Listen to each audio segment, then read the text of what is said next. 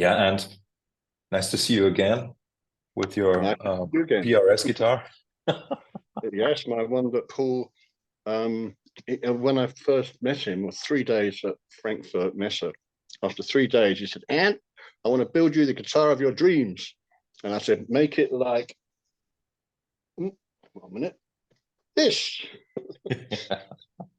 Yes. And so he invited me over to his booth, which was right next to us because we were doing the Marshall demo. It was more like a little gig, a little club. They really did us proud.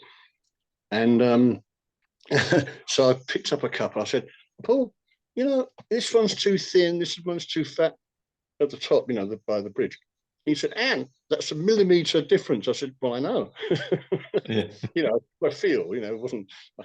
And so he modeled that my 62 SG Les Paul Jr., the neck exactly. And then a year later, the next Frankfurt Messe, it hadn't turned up. And he walked in. I said nothing because I was grateful. I wasn't going to stay. So John, my two band members, John Ningwood and John Curry, who knew Paul previously, they both said, "Where's Ant's guitar?" Thought, oh. Anyway, so Paul, didn't you get it? I said, "No." So he went away, came back the next morning for the next day of the show with it. He had it flown like overnight from Annapolis to Germany just so he could come and hand it to me.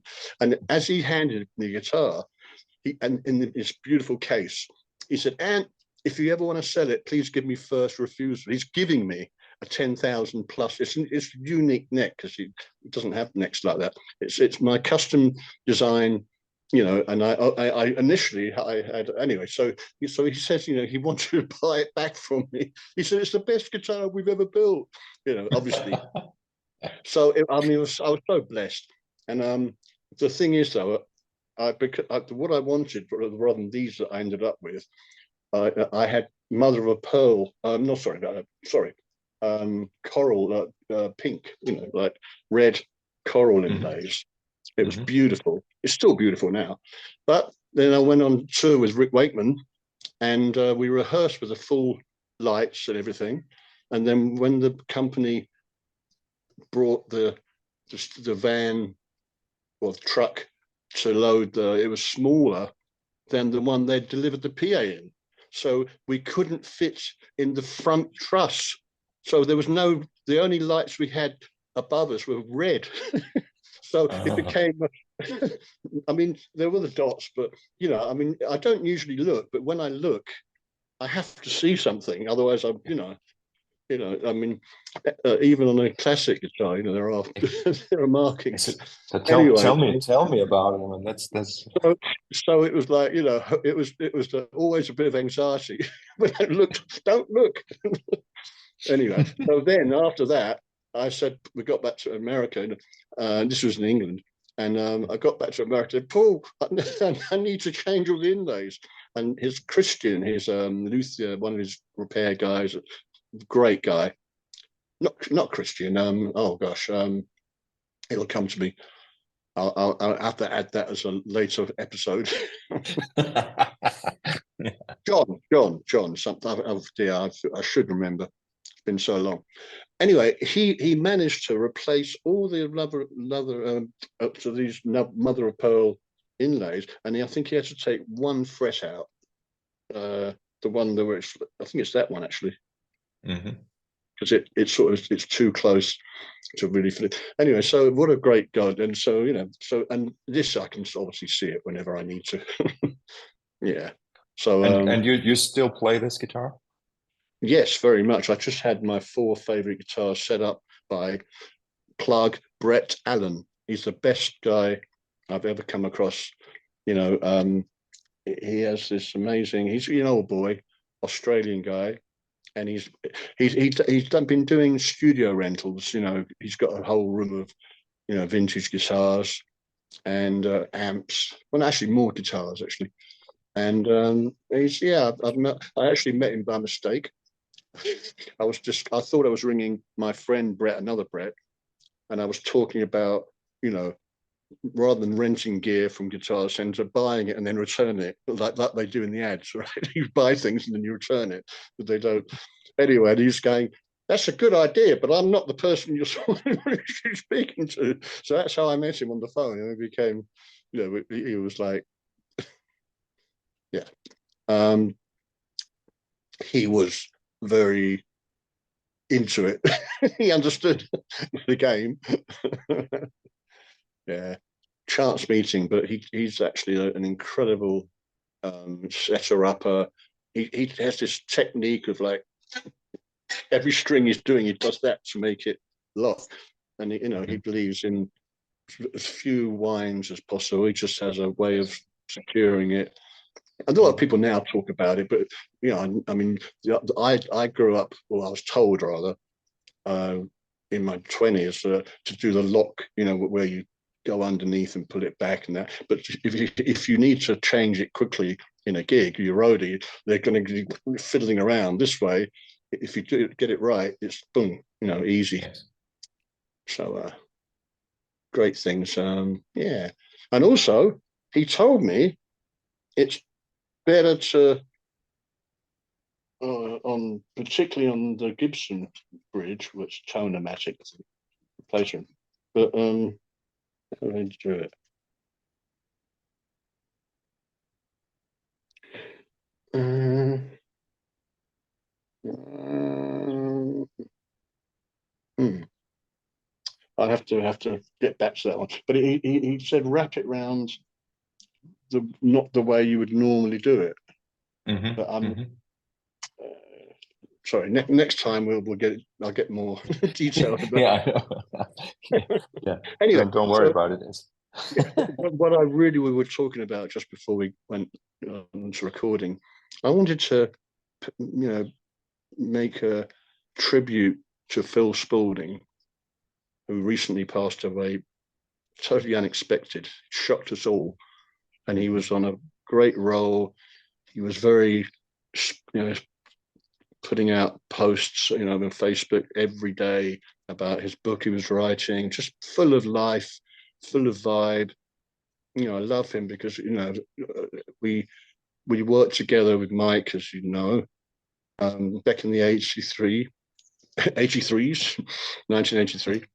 And we became close friends immediately. And one of the funniest things, he came over to my neck of the woods, Harrow, and we were in a local pub. And I had my Filofax with me, and I was wanting to get his number. And he said, Spalding. I said, so I wrote down Balding because I thought he was saying it's Balding. And Eddie was like, you know, he was very bored. And we had such a laugh when he saw what I was doing. And I was genuine. I wasn't, you know, making fun. Balding, it's Balding. Bless him. So, you know, we became close friends. And when we were rehearsing for Crisis Tour, we were rehearsed at Mike's in the studio, and we were all like facing each other. There was 8 of us, so it was, you know, and Phil and I were opposite each other, and Mike was next over, you know, diagonally towards me, and then there was violinist, keyboard player. We didn't have Simon Phillips at that point; he was still on tour, so we were just rehearsing, you know, without drums. And I remember that we had 3 weeks, and Phil and I were like, our brains were working very well then. And so it was about 200 little, you know, if you've heard the concert, it's a lot of, you know, not mixed up, but lots of segments that, you know, all different, which is great. And, you know, we were just making notes. I wasn't looking at a score or anything. That's another story I think I shared. I did pour David Bedford out of, you know, a commission because I didn't think we needed it, you know. And I was probably a bit intimidated by it too, to be honest. But so our retention was awesome. So we just I had a little notebook, and I just put like give a little like a mnemonic in reference to a section. I'd call it a name, or a couple of little notes, or and then I say 4 times or 2 times, and just make a little a simplified road map when you have directions, And so, but both of us managed to retain the whole show in about a week and a half. And it, I mean, it took the other guys, they had more, I don't know, maybe I don't know what was the thing, but it took the rest of the guys 3 weeks. But I remember that Phil and I, we weren't in competition. We just happened to have this what we were doing as well may have been more I don't know, simple maybe, than the keyboard parts and everything. He had more muscle memory to to learn. But it was amazing times, and I remember it was so funny when we got to. If I've repeated myself, please remind me. But from the last time, but when we got to sections of Tubular Bells, there's a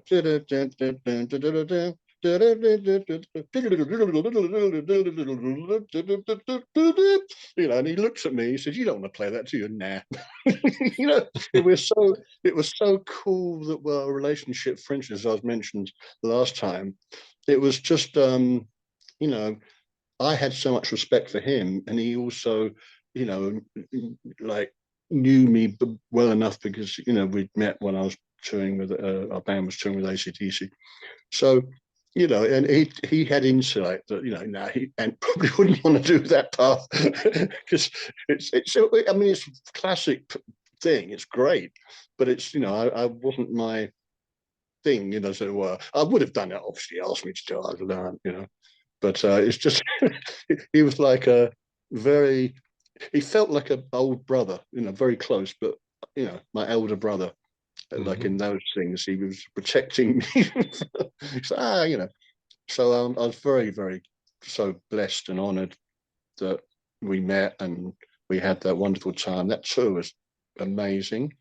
We had so many highs, um, and I think I've told you the story about Simon Phillips with the lost BMW hire car keys. We took. Oh, oh. I mean, I'll get back to Phil again, but this is some just yeah. Go for it. okay. Well, we had a couple of days off. We were in Brussels, and the next gig was in Copenhagen. Right, we had a couple of days off. So Simon, we talked about it on the first day off, or before the first day off, and he said, "Do you fancy going up to Gothenburg in Sweden to see David Bowie?" And I said, "Yeah, sure." He said, "Okay, I'll hire a car, and I'll knock at your door at 7:30 in the morning, and we'll leave. We'll fly out there, drive to the airport, lose the car, fly to the airport, and there's a ferry, and then we got another car for there and drove well, it was actually something like not 50 miles, but the Swedish miles are 10 times the value. So, Okay. and I didn't realize that at the time. So we had friends coming and said, "Oh yeah, we're going to come to you." It's only 50 miles away, which actually meant 500 miles away. Wow. So anyway, so there we are. So first of all, by the way, so Simon, knocks on the door in the morning, and he said, "And I've lost the keys." So, okay, well, we were definitely intent on going. So let's go and ask the night porter any help, anything. So we went down to see him, and he would say, "Well, I'm finishing my shift in half an hour. I'll take you to the airport." Oh, what a guy! So we had we had to take all our luggage, suitcase basically, and I think the guitars were in flight cases, so they were being shipped. And mine anyway. And Simon obviously didn't have a kit with him. So we had to take a walk I think it was a walk first. And I mean, I think it may have been a bus ride, but anyway, what it was, we got off and we were walking, and he said, "Oh, it's in this street." And I looked at the cars that were parked in the street, and I just had a intuition. It was the Fiat 500 convertible that was going to be his car. Just because everything was normal, saloon, and everything, and it was. So the back of the back seat just had our cases, and Simon and I had to travel on the front seat together, and so the only way we could do it, I was sitting right back of the seat, he was sitting nearly on my lap, and his head was sticking out the convertible. We drove like 20 miles to the airport, and it was like a clown car, It was so funny, I mean. We made it eventually though, and the rest of the trip was awesome. And it was like I could tell just by Murphy's law or whatever you call it that was going to be the car. It was like 50 yards away, but yeah, it's going to be that one. I know. Yeah, I have similar stories. Yeah, I bet. Is would you want to share one? Well, it's just like in South America, like in Buenos Aires, some of the taxis are incredibly small. Oh yeah, yeah. And I have a couple photos where like our sound engineer is still like, he has to his head out of the window in order to fit. What did I share? Did I share the time where our PR girl in Buenos Aires, she slammed this small taxi door and it broke my finger. Did I No, share that? you didn't know. That was a whole. And I mean, the next morning I was going to my friend Alfredo Camp. Oh God, Camp. Oh God, Campanale or something. He Yeah. he import music, he bought the old Ford factory, so it's an incredible building. Really old, beautiful, and anyway. So yeah, we will be out having drinks and stuff, and there was I know I had two lovely women.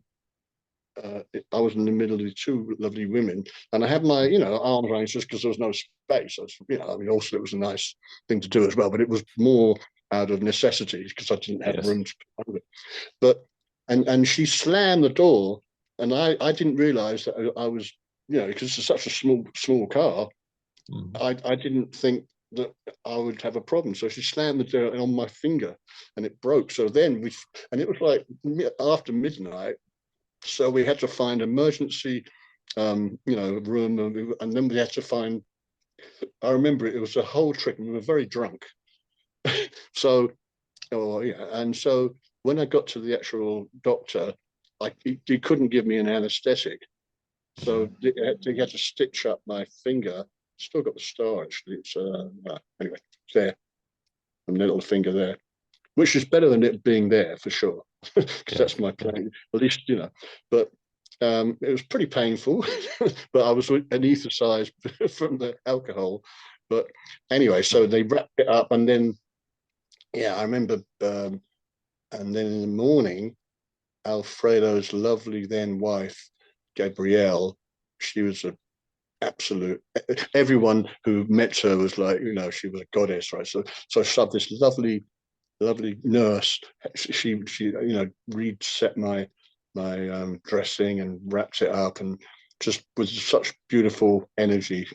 And then I did the clinic thing with our bass player Lee Pomeroy, and Oh yeah, of course, and a drummer who was there, and it was so funny because I just it was almost like a mic cover the size like that. So wow. I just had to keep that out of the way. Like I mean, I remember that, and because we were still hung over in the morning because it was a morning thing, and we'd been up. I didn't get home back to the hotel till about 4 in the morning. I was up again at like 8 to be ready to do the 10 o'clock clinic. But it was just these times are amazing. But back to Phil. Hmm. So he oh, we were traveling, and let me think some of the wonderful things. But actually, more to the point, after Mike and after that tour, Phil took me to see his people he was also working um, with view of hooking me up with them. But the thing is, the music they were doing was more new romantic, sort of not really blues rock, and it didn't resonate with me. So I would have loved to have been part of it, but I realised it wasn't it wasn't for me. Hmm. But Phil, we stayed in touch, and he was just an amazing, high spirited, uh, and I'm sure he won't mind um, me sharing this, Phil. He was having an affair and he went missing. He got, he got into a bad situation, Hmm. like with drugs and stuff. He finally got himself out of it, and God bless him. But anyway, he was having an affair, and his wife got to find out about it. So she went round to the house. He answered the door in a towel, and he said, "I can't help it. It's me hormones." That was Phil. What? And he was being truthful. He wasn't trying to get out. I mean, he was being as accountable as he could. Bless him. Well, And he's then being totally honest. yeah, exactly. That's what you can't. I mean, I just love him for his. He came out with absolutely. It may have hurt hurt Amanda, his wife, but at least he was being honest. It's like, oh, there's nothing. No, this means nothing. That's the usual when you get caught red-handed. Oh, it means nothing. It just means a lot for the wife. Yes, yes.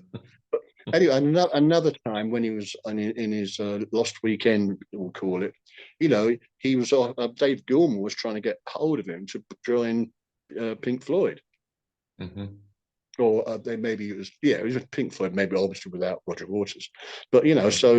you know, um, we all have missed opportunities when we're not the right person in the right place at the right time, but that's life. And Uh, what do you remember? Like, what are your missed opportunities? Do you have sorry, so anything to report where you actually missed an opportunity because of bad oh timing or oh yeah. In fact, um, after um, the first tour with Mike, as I mentioned before, we sort of went our ways. Mhm. Um, then, because we had a cricket team, the Oldfield 11, and we used to practice in his beautiful field or field garden. There's a big garden outside his house, and so um, about another 6 months later, I get a call from Jeremy asking like, would you like to come and play cricket? So I was being invited back into the family, as it were. I always felt like I was the black sheep, so because it happened quite a few times. So we did that, and then after maybe a month or two of that, he called me and he said, Ant, will you come down to the studio? And it was Pictures in the Dark, that song, Mhm. and he invited me down to play some guitar in it. And like it was a harmony part that I'll come up with, Mhm. and so I turned up. Now I wasn't sort of on my best. I think I'm still recovering from the coke that we've been taking, all the time, more and more and more. And I Mhm. stopped, but I was still having effects. It's shortly after the first tour, so it was within maybe 6 months. And but I was okay. But anyway, so when I got there, first he said, "So where do you think the solo should be?" So he listened to the track, and I said, "There." It's after when it comes, it's like after the second verse, chorus, second verse. Yeah. or second verse. Yeah, Mm. yeah. So and so so we spent like literally 2 hours, because it was time code. There's no Pro Tools back then. So we cut the tape, and I was like holding the tape one end, while he's doing and then we were checking it out on the machine. But it was a lot of mental energy it took, and by the time it came to, we got it right, thanks to Simon's perfect timing, we could just hit the drum, the kick drum to line things up, and it totally, the time code just, it didn't have a waiver. So that's a testimony to Simon. Mm. And so I did the rhythm parts first, and by then I'm like, I'm sort of fading tired, and I should have just said, Mike, can we just take 10-15 minutes where I have just to sit down? But I wanted to get it done as well. And so he had his part, and it's not obvious what the harmony would be. I had to do a lot of mental thing. I was good at that when I was, had the energy, but I'd been sort of, and it's a bit of an excuse, because I should have been able to manage myself, or at least ask for the extra, 10-15 minutes probably wouldn't have mattered. But so I was struggling with finding the right, because it's to say, there's quite a lot, because you can't just do thirds. There's a lot of, Yes. Yeah. and also maybe a bit of even counter melody, not counting, but things going the other way to make it work. Yeah. I'm very much into those. I mean, I loved all the Beatles, Strange. One of the parts actually quickly on Yellow Submarine. Yeah,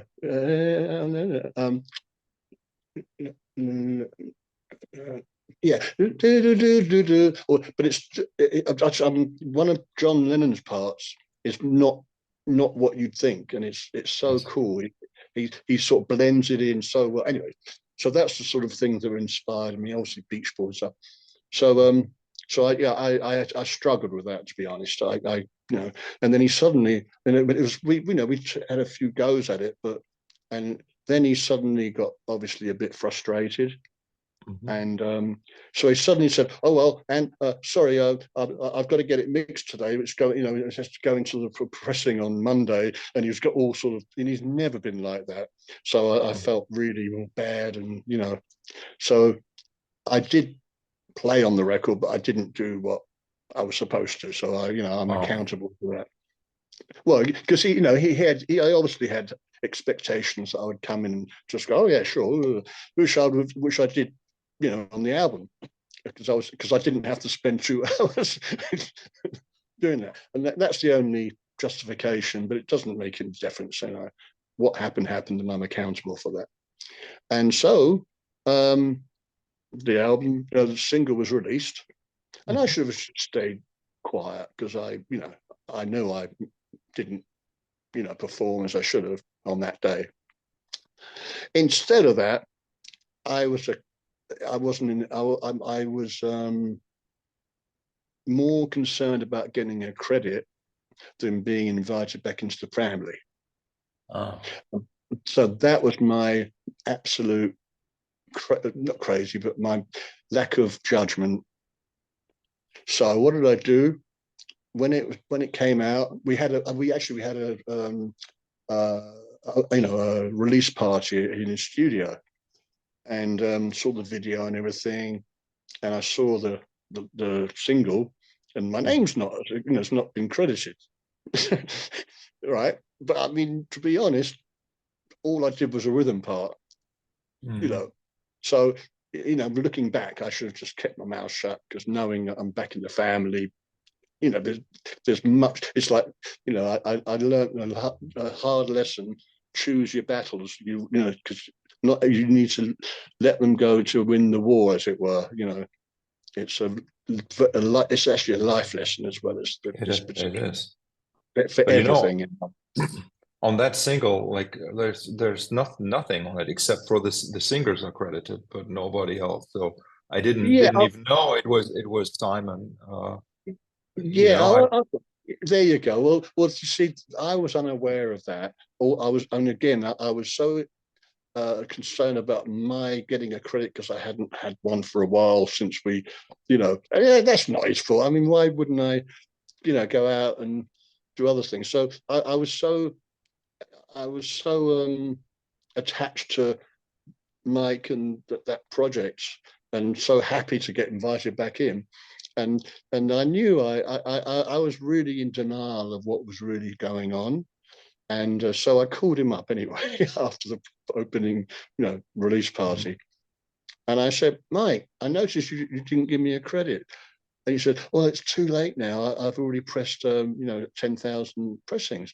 And Mhm. what did I say? Rather than, oh, okay, cool, no problem.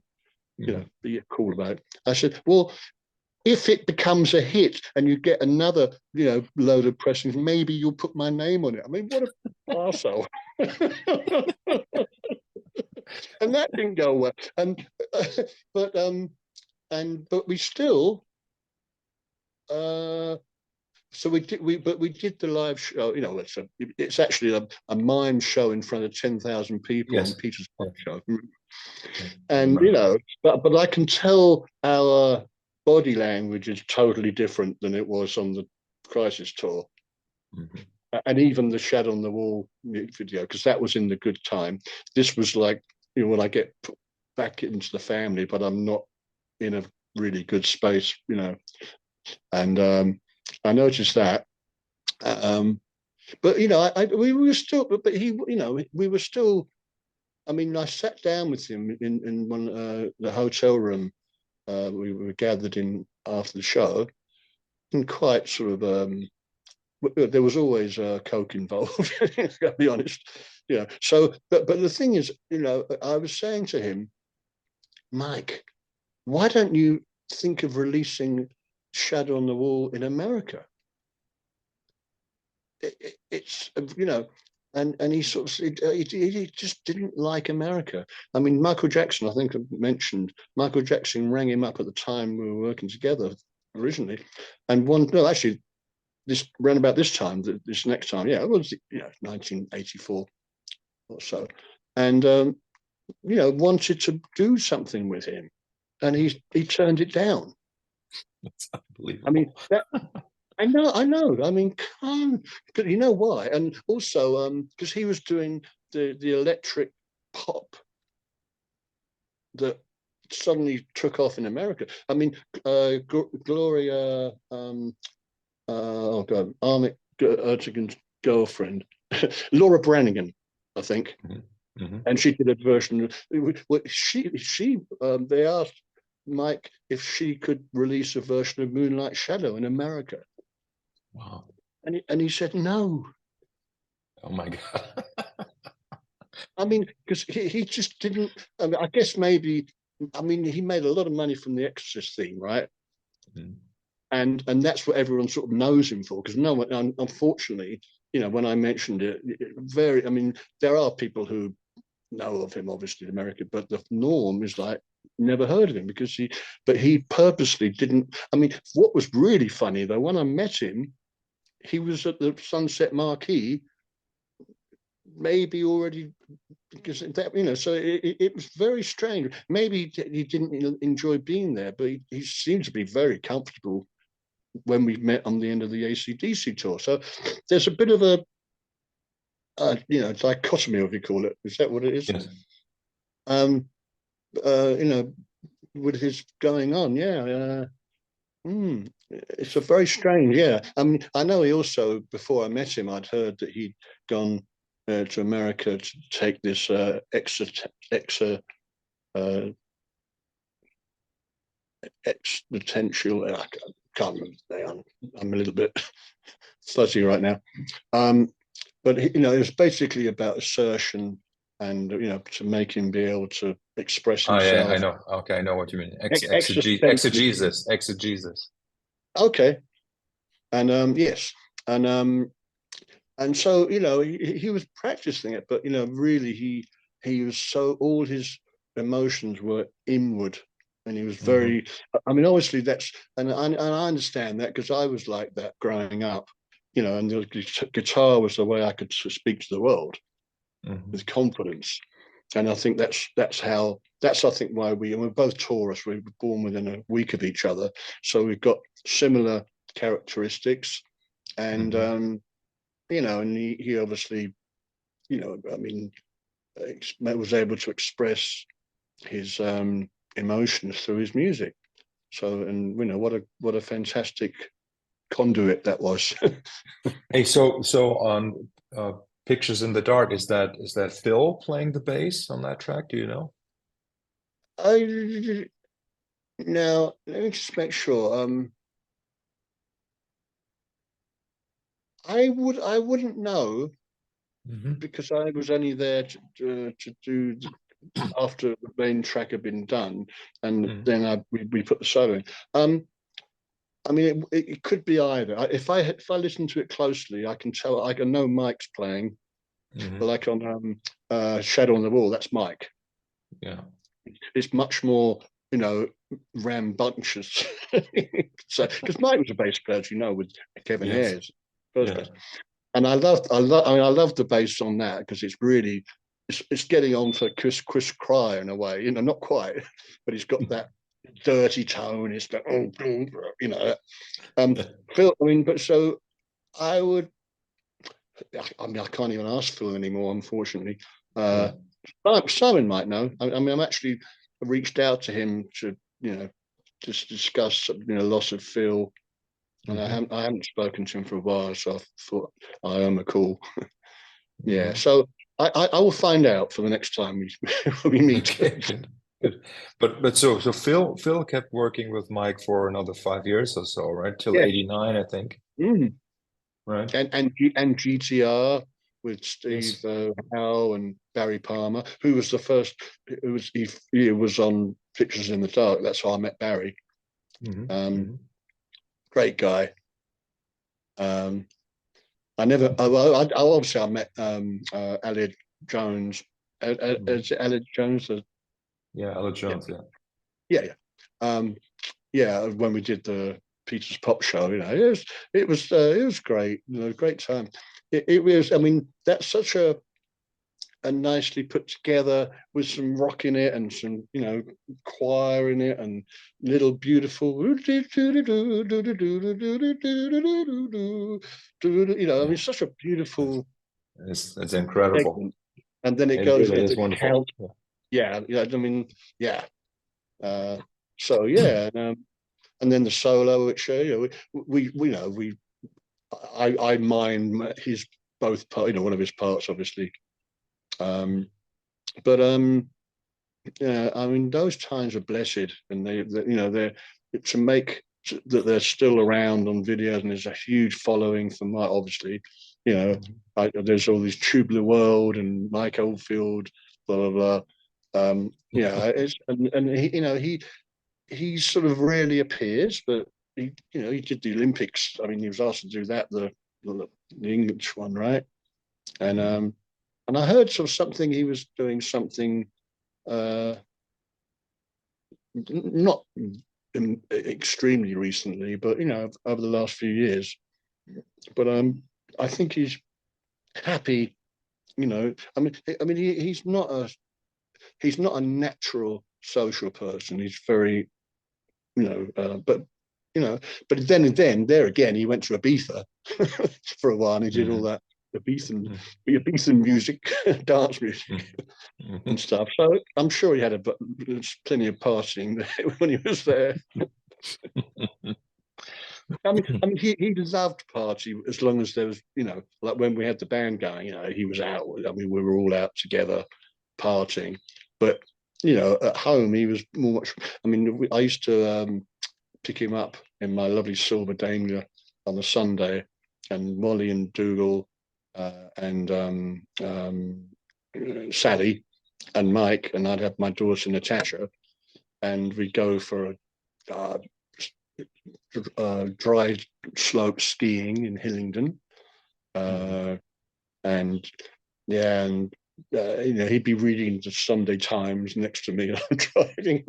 It was just lovely, relaxed, not a word about music, just Mhm. everything but kids and stuff. And it was just beautiful, yeah.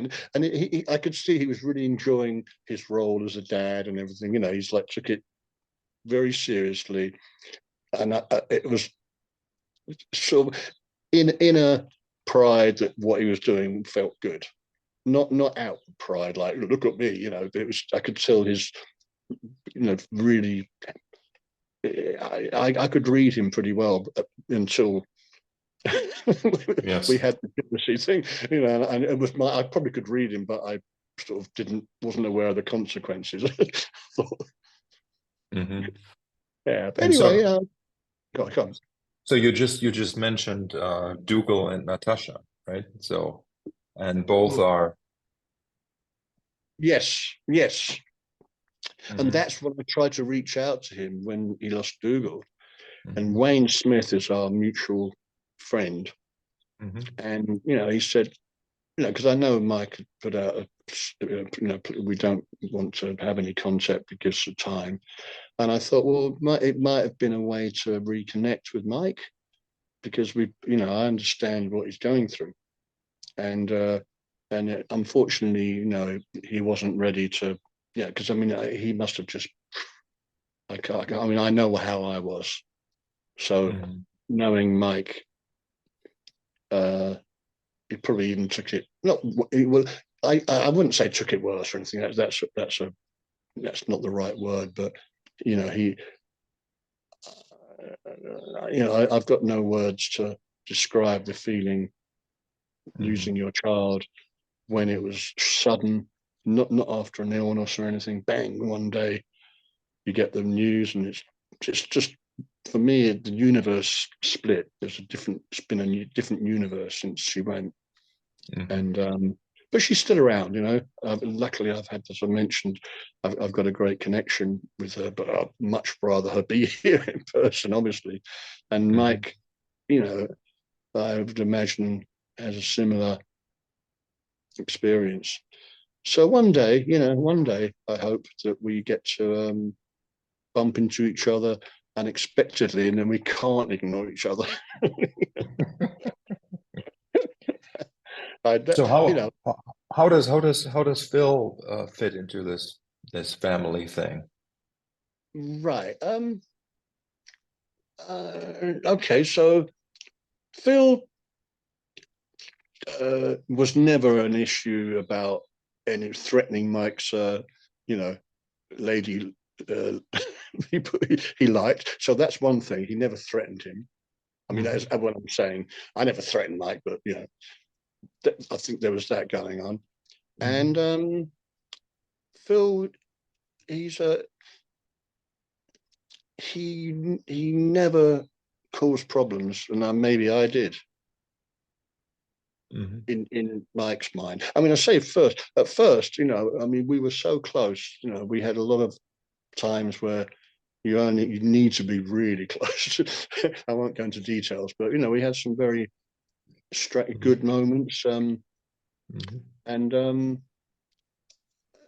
and I think I was the closest at the time to Mike. Hmm. Um, but Phil is a great character, you know.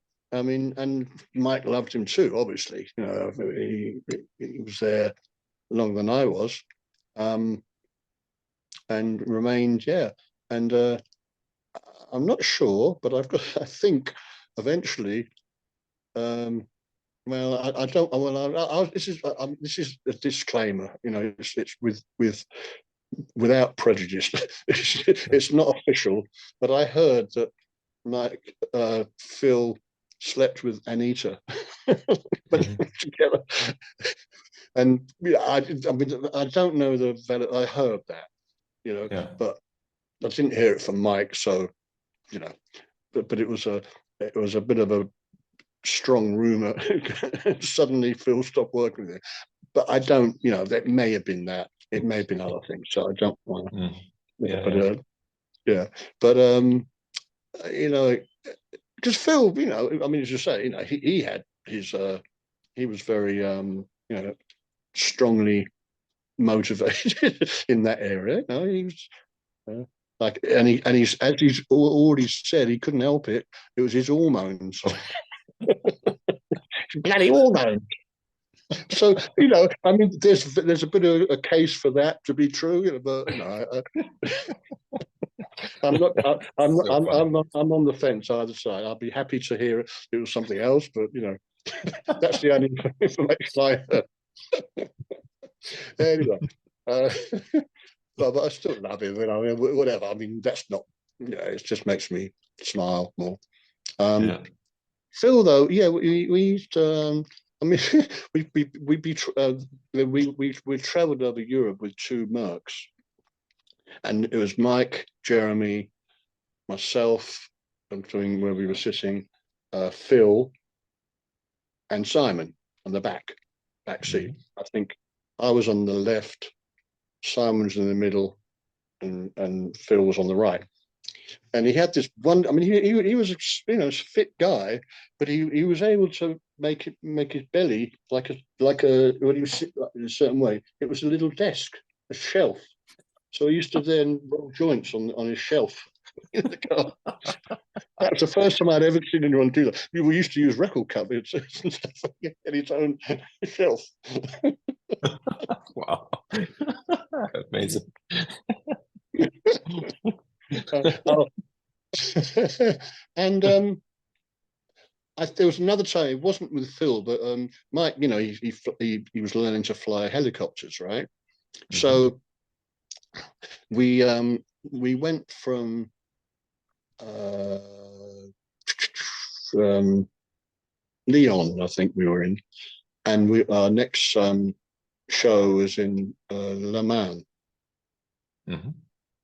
and he wanted, you know, he hired a helicopter with a you know, a pilot, uh, and then you know, he asked Simon and I if we wanted to go. Yeah, sure. So you know, we were on the way, and then I asked because I had my camera and I was really, you know, a nice Pentax and everything. I was taking pictures of everything, and I asked Mike or the pilot. Well, Mike was flying, I think, at the time. Must have been more like he'd been the pilot, I think. Actually, can't quite remember. Maybe Mike. So I said, "Is that okay if we, you know, like tilt the helicopter sideways so I can get, you know, like pointing. I wanted to take photos of the trees like they were like Mhm. blobs, you know, from Mhm. that Mhm. perspective, right? Now, remember, it was a perspex window, you know, there was no structure. It was all, you know, it was a turbojet, but it had perspex thing. So, you know, so I had a perfect view. So as the copter turned around and I went to put on my seatbelt, the attachment just came off in my hand. So I am looking down, and I mean, I could have easily fallen through. So Simon's like, I'm holding on to his hands as I'm taking the pictures. I mean, you know, crazy. And I got the pictures. I don't know where they are now, my God, but they're somewhere. But it's like they were like blobs, you know. The trees were just like looking like, you know, they're just circles, but no form. Just that was Mhm. a I mean, I was fearless. I mean, Mhm. Wow. um, and then you know, finally got back, and I obviously was okay, but I had no seatbelt hanging on, dear life. But I had to take the shot. Uh, um, yeah, back to Phil. Yeah. Oh dear, so many good times. Other things are there. So I saw that you also had played some sessions or for Asia at some point, right? Yeah, Was yeah. what was the connection there? Did that have anything to do Well, with Phil and no, it's a GTR completely or different. something? No, no. Funnily enough, I mean, you think it could have been. No, it Mhm. came from John Payne. I, in fact, a friend of mine, Dave Kilminster, who actually took over for Dave Gilmore in Yeah. Roger um, um, Waters' band, and he did a great job. I mean, he was singing parts, and like I mean, because he hadn't really done anything as big as that. So when I saw he'd got the gig, I think, wow, good on you, mate. Well, anyway, he called me. Um, in the early 90s, I think, yeah. And he said, I've got this, in this band, I think it's just starting, but it's not really my thing. And he recommended me, and that's how I met John Payne and Andy Nye, who we had a band called The Passion. We did one gig. We rehearsed with Clive Burr. That's how I met Clive, dear friend. Iron Maiden's original, well, not original drummer, but the one who did the first three albums, which is the best, in my opinion. And so I love Nico as well. I'm not knocking him because he's a different style, and they went on to do great things. But Clive was the real fire. Yeah. Anyway, back to so I met John Payne and Andy Nye, and we did one gig at the Borderline in Charing Cross Road, and Jeff Downs was around because he knew John. So after that gig, he poached him for Asia, and John invited me in for the album, and so actually I cut 6 tracks on that one day. 3 of they used on the album, and then the other 3 I think that they've used on Archivia 1 and Archivia 2. So anyway, but I mean, I mean, I was getting paid by the day, and I was too quick, in and out. Yes. Which I mean, obviously, I wasn't about the money. I was just thinking back. I should have. Okay, I'm tired. I'll come back tomorrow.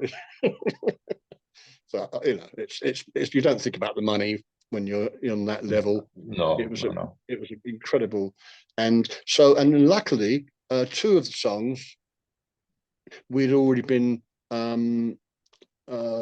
playing and rehearsing, and they just John, Asiaized it with Jeff, but it was the same arrangement, same song. So heaven and was it is it heaven something, heaven and hell or something, the long epic. Oh, if you leave me, life would be done. Dun, dun, dun, dun, dun, dun, dun, that's the chorus. If that makes any sense, it's like oh,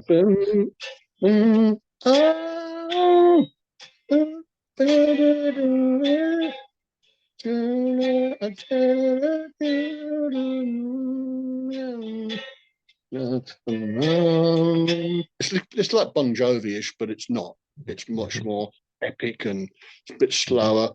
Anyway, so there's an interlude before my solo, and I have the honour of Steve Howe setting the solo up for me. He's doing all these slide, and then it cracks, boom, boom, boom, boom, boom, like a sort of Phil Collins on steroids, and I'm whacking in. I mean, it's all improvisation, I just, but it was like I understood what I felt it needed for me. Yeah. It's a bit Gary Moore inspired, obviously, because any hard rock blues with some melodies, everyone goes there. Yeah. But anyway, it was my own. It was I just and then bless him, bless his cotton socks. John, a year later, when I finally got paid, he said, "We tried to replace your solo, but we couldn't." Now, how did you take that? Because I mean, they were like kids in a toy shop. They had every guitar player. They wished. I think Luca was on it. Al Petroli, Petroli, Scott Gorham, and many. Robin Trower, I think he may even be. Wow. I mean, and I was the first guitarist on it. Get involved. So I got the first because of being, in the band with John. but it was a backhand, the best backhanded compliment I've ever had. You know, they tried, but they couldn't.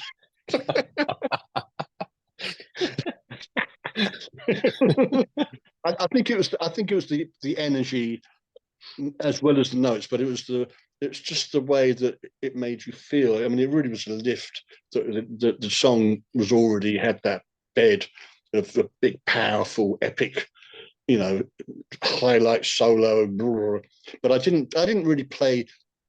I started it off pretty, you know, I knew it needed long, powerful notes.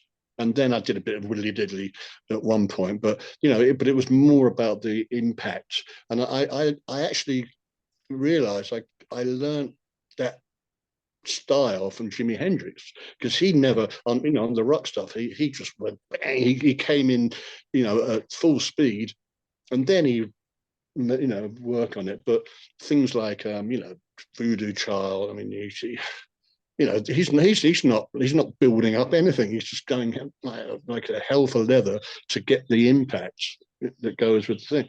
So you know, I really remember feeling the first time I heard Voodoo Child, because I wasn't sold on Hendrix at first. I mean, I liked it, but it was not my, you know, not in my ballpark. I was more, Mhm. you know, Gibson blues sort of.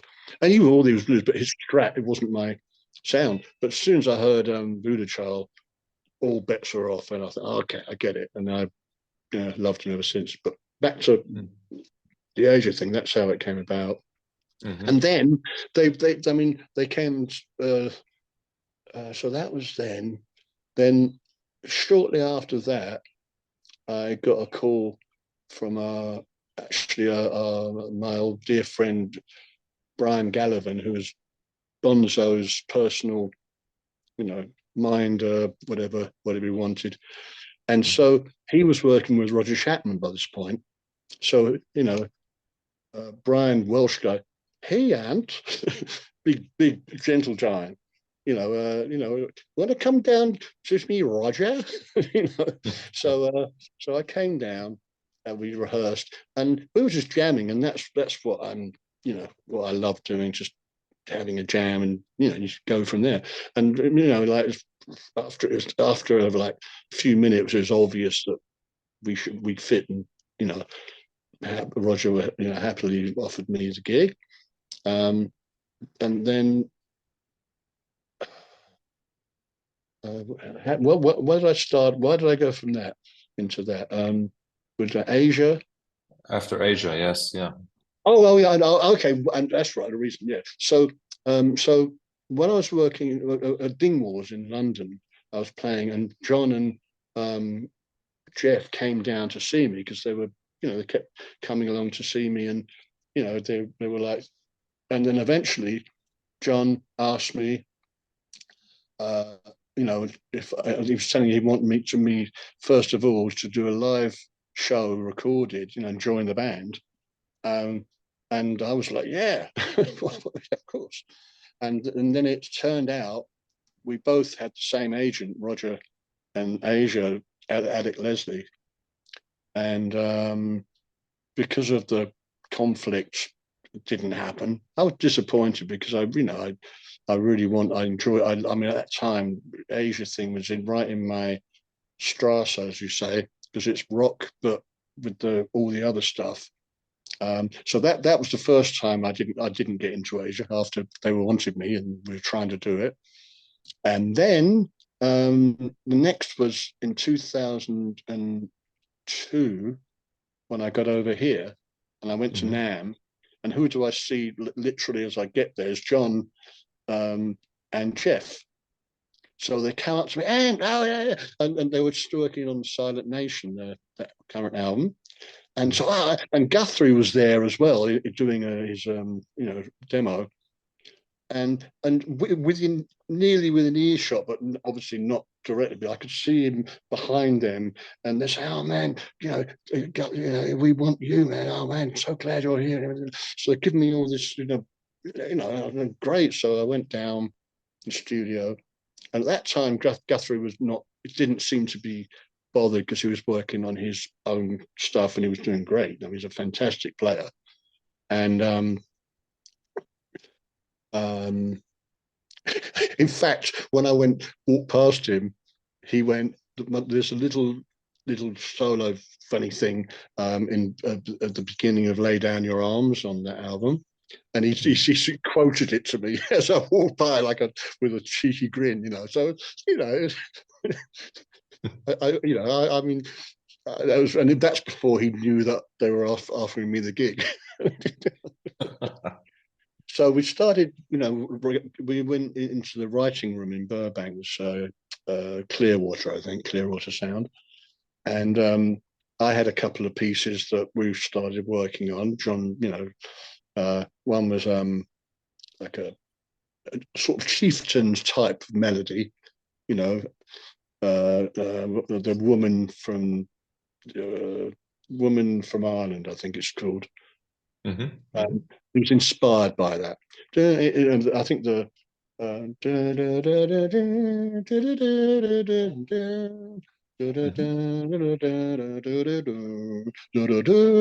it's a beautiful melody. So I was inspired by that, and my one was like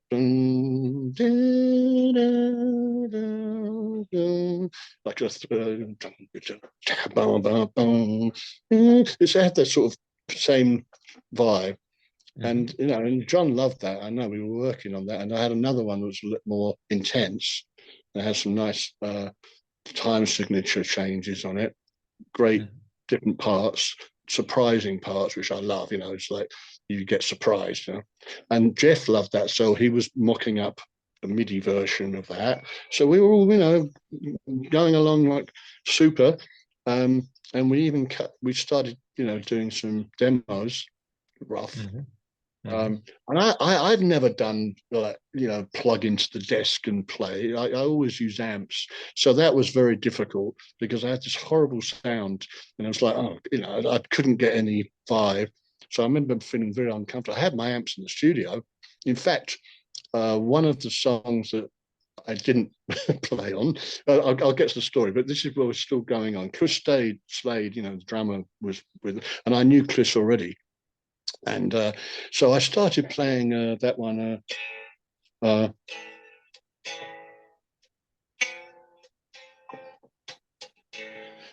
and so and I did it like little bit slow and with a real, you know,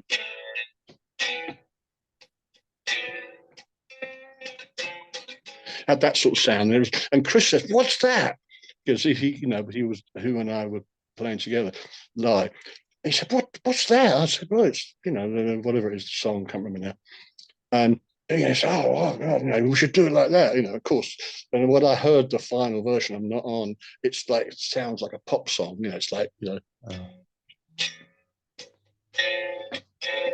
It's okay, but I believe that if we'd done it the way I felt it, it would have been, you know, much more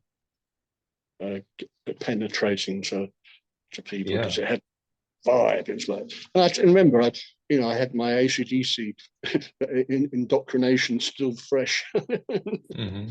Mm-hmm.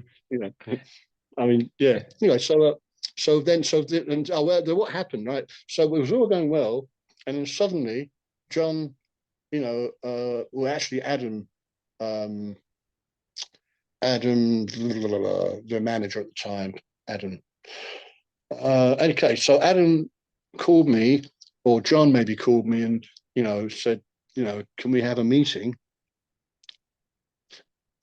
Yeah. So I said, yeah, sure. I had no idea what was going on. So okay, you know, maybe it's something good, you know. So I went along. John was there for support, but he didn't say a word. And Adam suddenly said to me, um, and Guthrie has heard you're doing it, and he now is interested. But, you know, now he wants to be on the album. He wasn't, you know, because he heard I was on. So he said, look, you know, what, and there's 99% he'll want to be part of it. And so he said, and John also said to me then after that, well, you know, we can do half and half. You know, you and him can share the album. I said, I'm good. I'm cool. I mean, I'm not wasn't bothered. You know, I mean, it's fine. And so they got Guthrie in first for 2 weeks. Mm-hmm. And then John said, sorry, he's done all the parts. Like, Mm. oh, come on. I mean, be at least let me know before it's already done. I mean, I know it doesn't work that way because they get on a roll, and I mean, but it was very disappointing because I really, really wanted to be a part of it. Because like I said, that's the second time they offered it to me and it didn't work out. Right. And I mean, I think I've got John says, I actually recognize a couple of little bits, but nothing major. I hear myself. That's me, I'm like, but it was just really like a U2 type vamp, something like that. I mean, just nothing. But at least I'm I'm there somewhere. And I think I get credited actually because at first I thought it was just going to be pre-production, which I did. I believe, I can't remember, but I believe I've got a credit. I mean, but now, I mean, credits are important because they're like something that's on IMDb uncredited, and you think, well, So anyway, and again, but it's more important to actually part of the music, ultimately be part of something. So that was that, and then back in that was when I first arrived, so it must have been about 2003, four even. No, it's 2003. I was already here after my surgery, but no, I think it must have been because I arrived obviously when I was I was straight into emergency brain surgery and lung surgery later on, so I definitely wasn't at NAMM then. So let me think.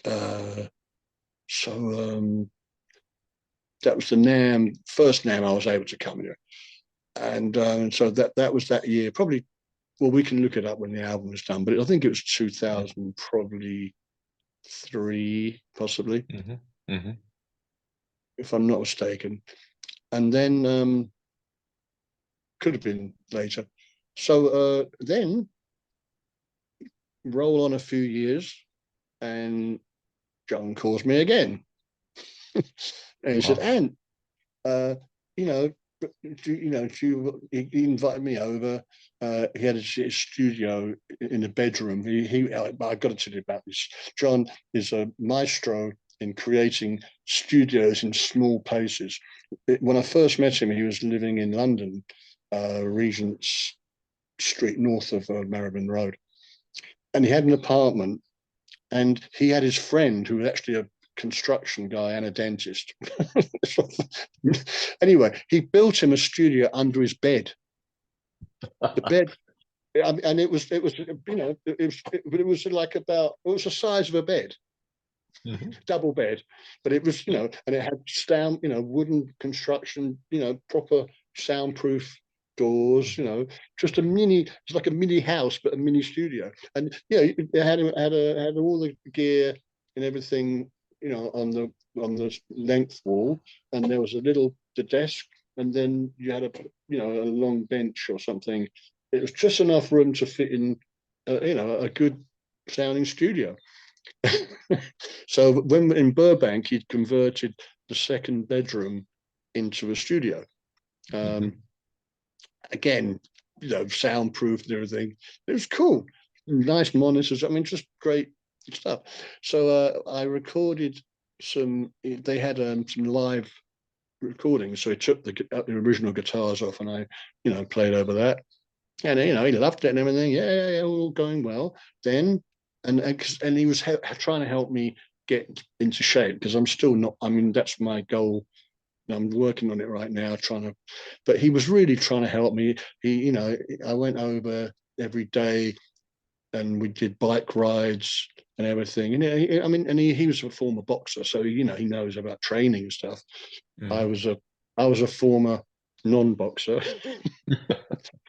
and I didn't need to worry because my metabolism's good. I had really good, you know, uh, if you ever seen any photos of me when I was much younger, I looked like I worked out because I had toned muscles and everything, but it was sort of Mhm. natural. And anyway, Mhm.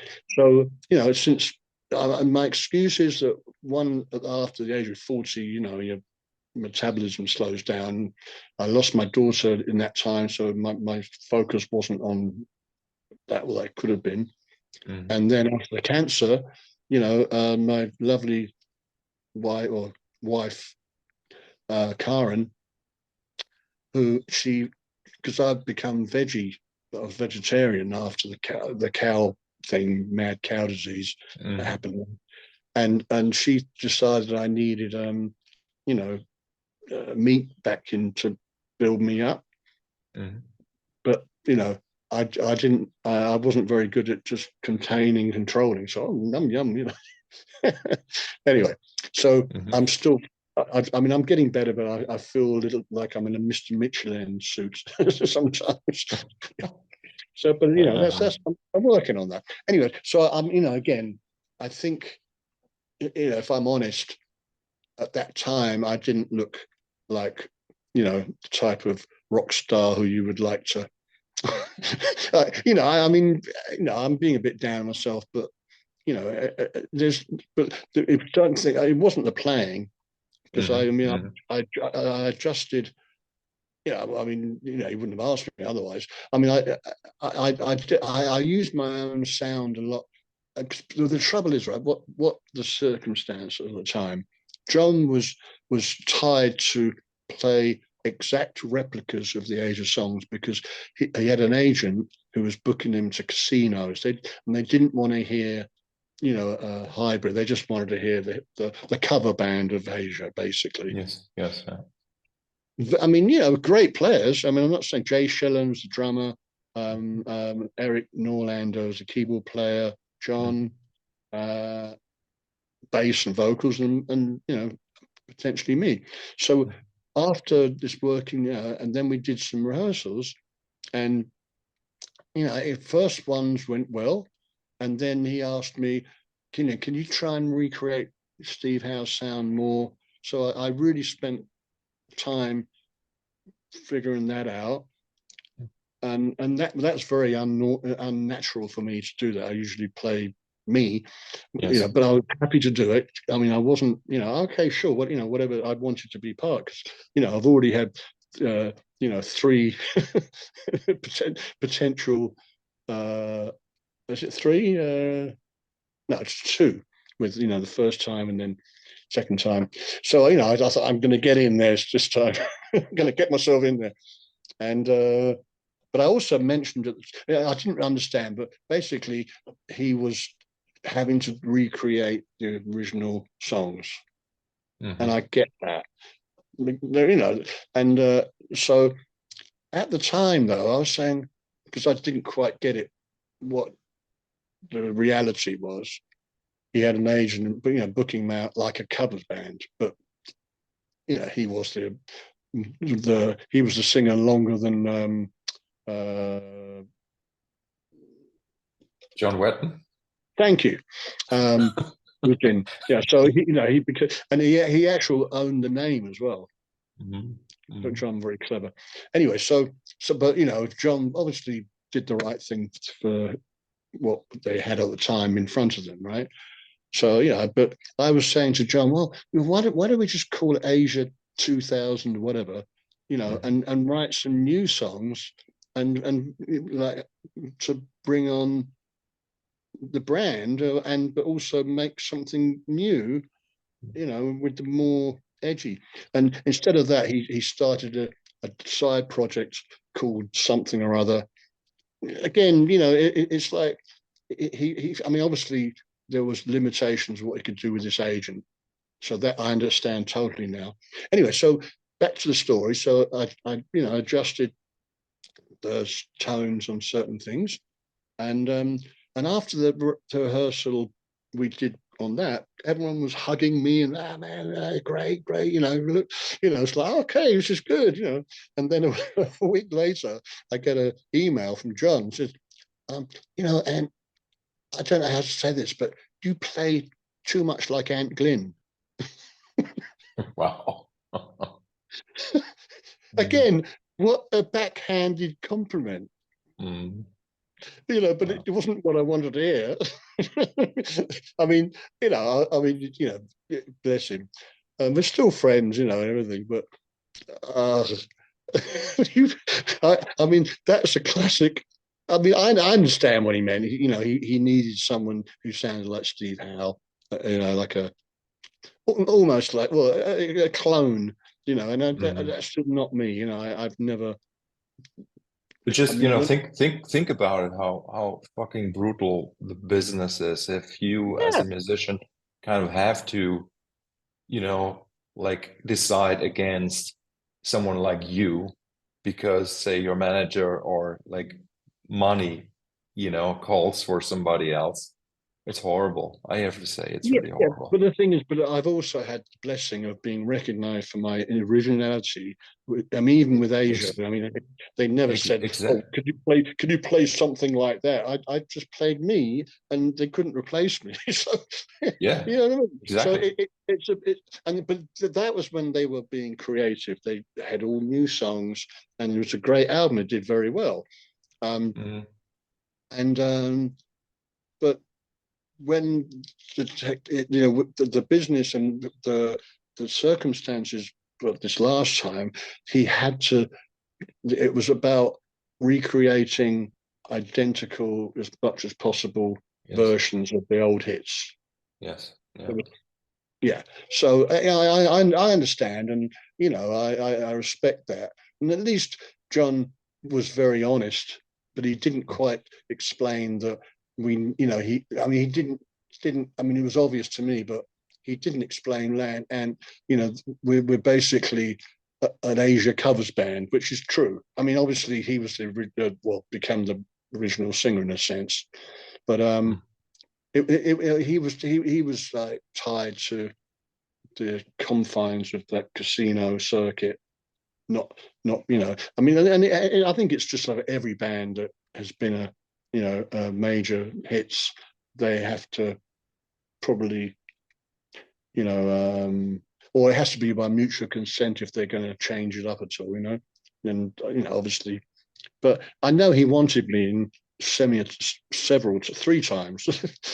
you know and So, I mean, I'm so blessed. I'm in the family. I'm in the Yes family. I'm in the Asia Yeah. family on Wikipedia and stuff. So, I mean, it's again, it didn't quite get to where I would like to have been, but man, I'm blessed for just being a family member in that because it's very important to me because I mean again the change between touring with AC/DC for like 90 shows or something and all, and then suddenly starting with Mike Oldfield, more Cheetah than Mike Oldfield.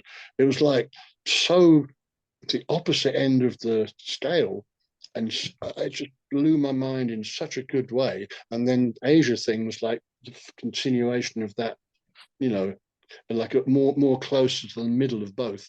So yeah, Hey, so you mentioned the Roger Chapman. Like, did you play shows with Roger, or was that oh albums, yeah, or? but oh no, well, funny enough, the first time I met him was at Wembley when we did the end of the Crisis tour, Mhm. and he came on and sang "Shadow on the Wall." Right, so I obviously knew about him, but so that was the first time I'd met him, but we didn't speak. He smiled at me as he came on, and he did his thing, and then came out. And then, so no, when Brian and my friend and to my personal assistant for Bonzo called me up, come and meet Moja. So then, yeah, we did tours, we did festivals, dates for over maybe 2 years, and yeah, we've got a live album which I'm on. I think there's one side, and then they've got another side with Laurie Wisefield, who's I replaced basically. Mhm. And then yeah, and I mean, it was so great. We used to have fantastic um, parties after gigs with a piano, and Roger like sung this song about me when it's called Young Blood, and it's like it was just I was so felt I was in family with, funny enough, the name of his old band, Yes. Yes. in the family again. And it was Mhm. so wonderful. Yeah. I mean, and then I had my little studio at home, and he came over to do the next album, No Turn Unstoned. I think that's the name. But he had a habit of rehearsing with the band and then hiring a lot of other people to do the song, the actual album, which was a really, not just me, but everybody. No one in the band survived. Maybe Steve Simpson, possibly, Mhm. but Mhm. it was just, I don't know. I mean, that's a bit strange, but he had his choices and reason. But um, but he was great. And I say some of the best shows as far as improvisation goes, um, and just great and fantastic musicians. Um, uh, um, gosh, uh, okay. Uh, First of all, when I first joined, Peter Stroud was the bass player. A Mhm. great guy. He became a buddy, and Stevie Simpson was so welcoming, and he was like Uncle Stevie because I was a bit younger, right? But and I'd known him, I've seen him before with his other bands, uh, with Jeff Whitehorn and stuff. So they were, close buddies. And Jeff obviously was the main guitar player for years with Roger, and then he got the gig with the Who or something. So that's when Laurie came in, and then I came in, and so I'm stalling because I'm trying to remember keyboard player. Mickey what? Not Mickey Waller. Oh my gosh, Mick. He lives over here now, actually, but he doesn't do much, but he occasionally works with Taj Mahal, who was on our Montreux Jazz Festival. He came on as a guest with us in Montreux. We've got a DVD, Midnight Flyer, and Albert Mhm. Collins came on as a guest as well. That sort of those performances. We did our show, and then we invited, you know, Taj Mahal and then Albert Collins. I had a great duel with him. He was a great guy. The first time he came into our rehearsals, we had all new flight cases because we were, and we just got a deal, and then this was our, great of our first year after we recorded the album. Anyway, so he walks in and he says, "Look at all them boxes. I want boxes like that." He was a real gentleman. I mean, I don't know if you've had a chance to see any clips on YouTube, but we're playing away in this jam, and I'm motioning him to sort of just go down, and we would both go down to our knees, and we're like looking at each other, and we're got this constant stare, and then I'm playing a bit, and he's playing, and then we go up slowly. It's just what a great showman, and a great heart. And he invited me anytime when I'm in America. Come so on the when we toured America, we went to see him, and that was awesome as well. Yeah, I can't remember if I got up with him or not, but he was such a gentleman. And I don't think it's on the DVD, but this gospel band, the Mighty Clouds of Joy, they came on and Mhm. guested with us. But the one by one, because they were a band, it's really funny. One by one, they took over all the instruments. So I was the only one left on stage with our band. It's so funny because the drummer um, somehow transitioned, Mhm. and then you get just a keyboard view. There's Chris Perrins playing piano, and then this other set of hands, dark skin because they were like, uh, Mhm. he starts from the top end and works his way down, and he pushes Chris off. I mean, it was done in a good way, but it's so funny. They were so, yeah, I remember that. And then Tony ended up, yeah, uh, their bass player took over from Tony Stevens, and I looked around and I think, oh, okay, well, I'm in a new band. I was the last stand. Uh, Man, there you have so many stories. It's incredible. oh, I mean, more keep coming to mind, especially after we finish. Oh, I'm going to do that. Yeah. I mean, how are we doing for time? Are we? I suggest that we do a one, third meeting.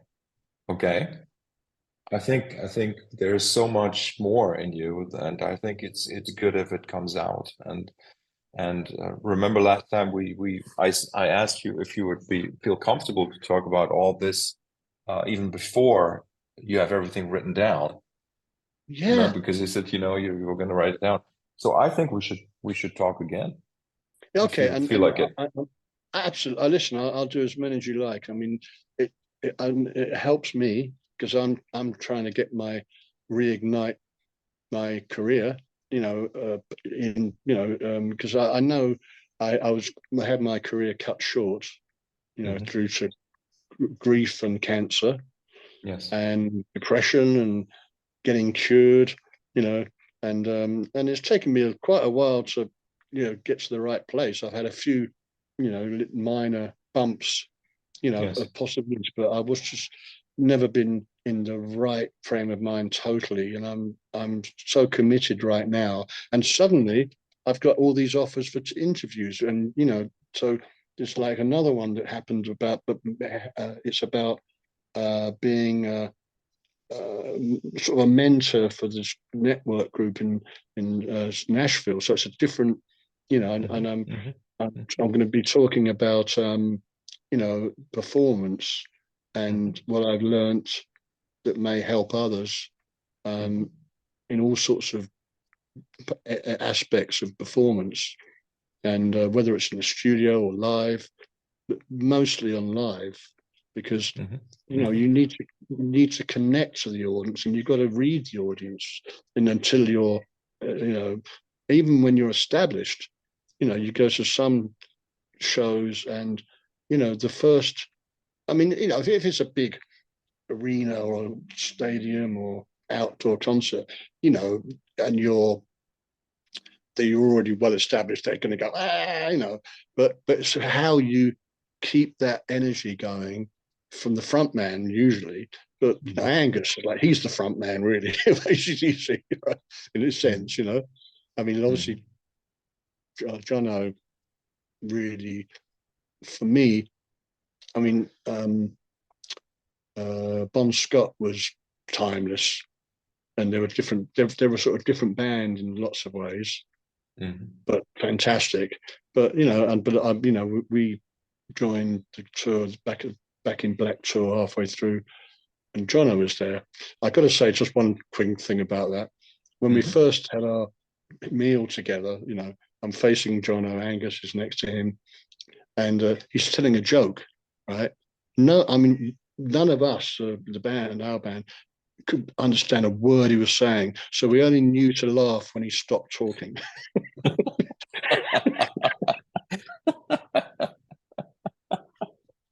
Really, it's why I give on you. What?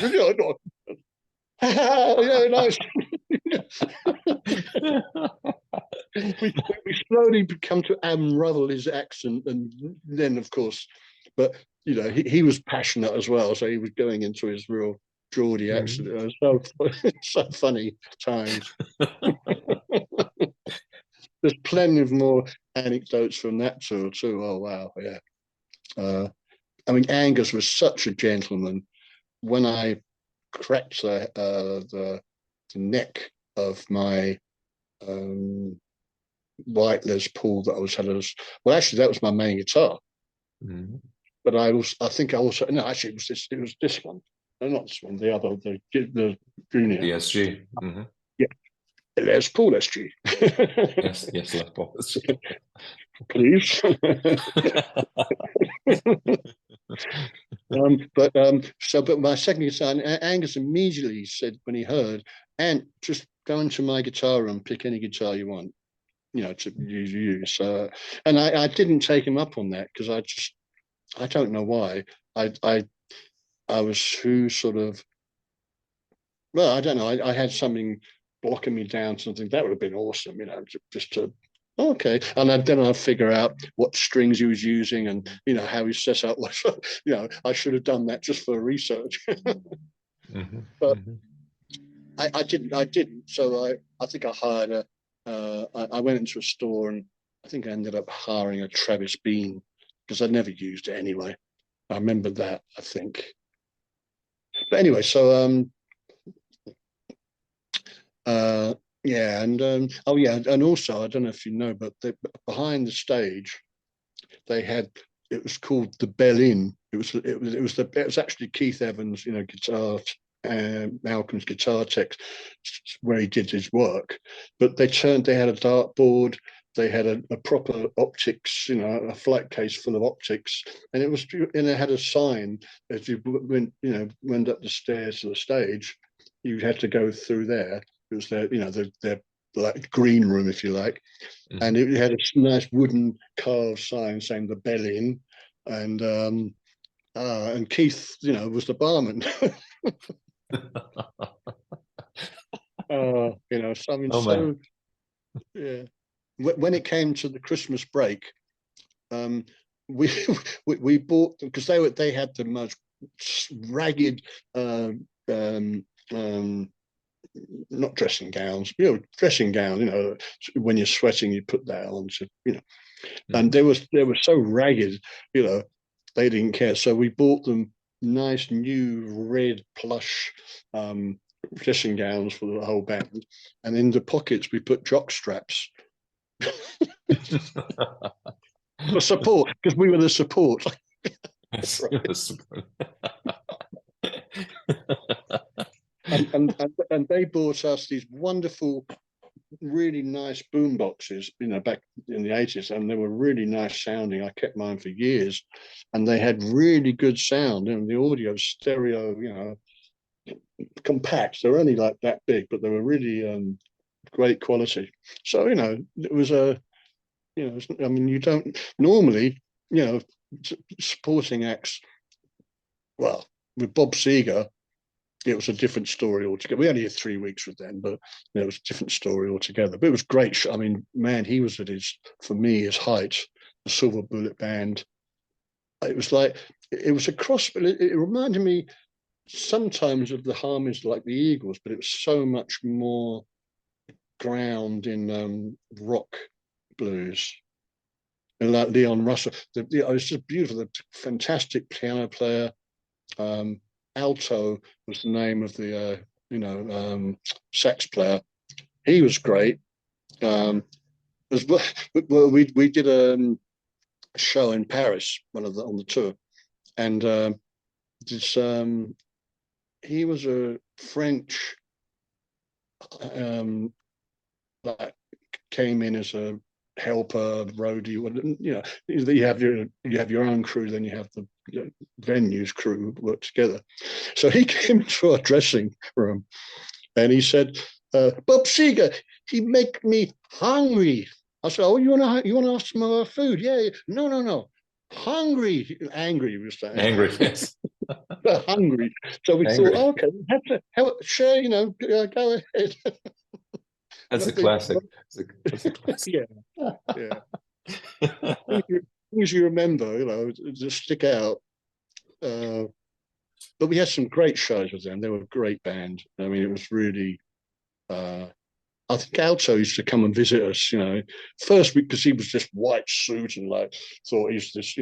Oh no, And he came in. He was actually really nice. He introduced himself, and then, he was wanting to hang out with us and stuff. So it's some beautiful moments there as well. And it was our first gig was at Wembley, opening for Bob Seger. Mhm. We didn't have any warm up gigs or anything. It's like, and the day of it, I don't, I'd never done. I mean, we'd done. I've been our punk band. We did some pretty nice places, but Wembley was like, and I lived 10 minutes away, so it was like, you know, ah. So the day, but I remember the feeling on the day. It felt like I was waiting to go to the dentist, but it wouldn't hurt.